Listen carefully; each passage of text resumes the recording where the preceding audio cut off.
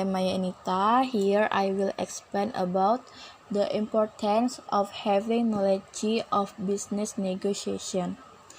Negotiation is a method used to make an agreement that is mutually agreed upon between groups or individuals, a debate or difference.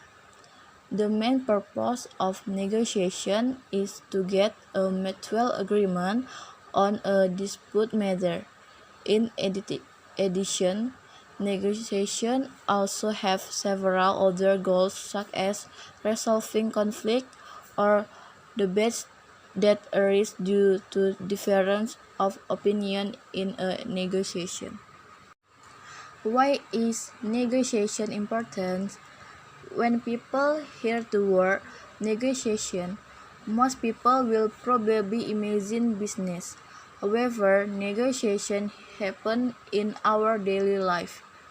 The importance of negotiation in everyday life and in business among others: 1. Building good relationship.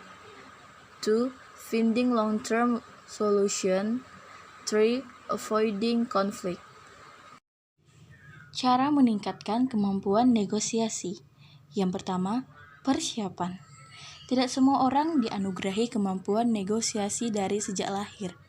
Oleh karena itu, persiapan secara menyeluruh bisa jadi salah satu langkah utama untuk melakukan negosiasi yang membuahkan hasil baik. Kedua, belajar dari yang ahli. Berlatih dan membaca buku saja tidak cukup untuk membuat Anda mahir dalam bernegosiasi. Jika Anda ingin menguasai negosiasi dalam waktu singkat, maka Anda harus belajar dari ahlinya. Yang ketiga, mengetahui kesalahan-kesalahan dalam bernegosiasi.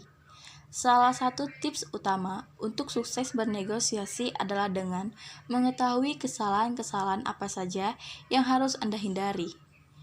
Beberapa di antaranya adalah sikap kurang percaya diri atau justru terlalu percaya diri. Posisikan diri Anda sewajarnya dan buatlah lawan bicara merasa nyaman sehingga solusi terbaik pun dapat tercapai. Keempat, belajar dari sejarah. Pepatah mengatakan, orang bodoh belajar dari pengalaman, sementara orang cerdas belajar dari sejarah. Memang, banyak yang mengatakan bahwa kegagalan bisa menjadi pelajaran. Namun, akan lebih baik jika Anda belajar dari kesalahan orang lain, bukan? Baik melalui artikel, esai, atau buku, Anda bisa menghindari kesalahan-kesalahan fatal yang pernah dilakukan orang-orang ketika bernegosiasi dan bagaimana mereka mencapai kesuksesan pada akhirnya. Yang terakhir, belajar mengendalikan emosi. Negosiasi adalah tindakan profesional.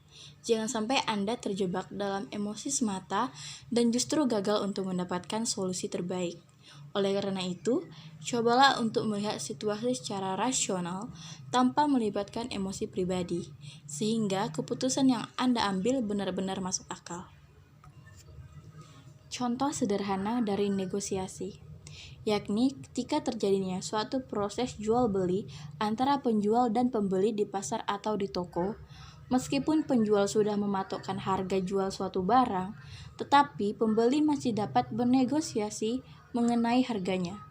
Pada situasi tersebut, akan terjadinya suatu proses negosiasi dari pembeli kepada penjual hingga tercapainya kesepakatan harga yang pas dan memuaskan baik bagi pembeli maupun bagi penjual. Kesimpulan, komunikasi bukanlah hal yang mudah, baik itu dalam kehidupan sehari-hari maupun profesional. Banyak yang tidak bisa berkomunikasi dengan baik dan mengalami kegagalan karir maupun hubungan pribadinya. Negosiasi adalah salah satu teknik komunikasi yang jauh lebih sulit lagi. Perlu pengetahuan dan pengalaman bertahun-tahun untuk bisa menguasainya secara sempurna. Sekian penjelasan dari saya, lebih dan kurangnya saya mohon maaf dan terima kasih.